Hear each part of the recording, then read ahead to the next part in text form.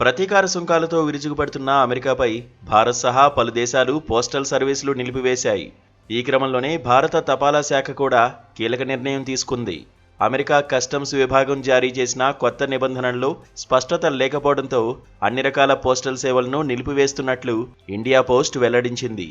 $100 వరకు విలువన్న బహుమతులు, లేఖలు, డాక్యుమెంట్ల సేవలు యథాతథంగా కొనసాగుతాయని ఇటీవల ప్రకటించగా, తపాలా శాఖ నిర్ణయంతో తాజాగా అవి కూడా నిలిచిపోనున్నాయి.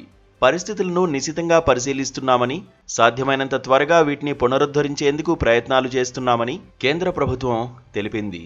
ఇప్పటికే బుకింగ్ చేసిన పార్సిళ్లు చేరని పక్షంలో పోస్టల్ ఛార్జీలను కస్టమర్లకు తిరిగి చెల్లిస్తామని వెల్లడించింది.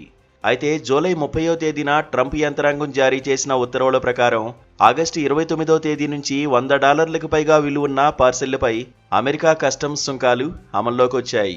ఈ ఉత్తర్వుల ప్రకారం అంతర్జాతీయ పోస్టల్ నెట్వర్క్, అమెరికా కస్టమ్స్, సరిహద్దు రక్షణ విభాగం ఆమోదించిన క్వాలిఫైడ్ పార్టీల ద్వారా వస్తువులను రవాణా చేసే సంస్థలే సుంకాలు వసూలు చేసి ప్రభుత్వానికి చెల్లించాల్సుంటుంది.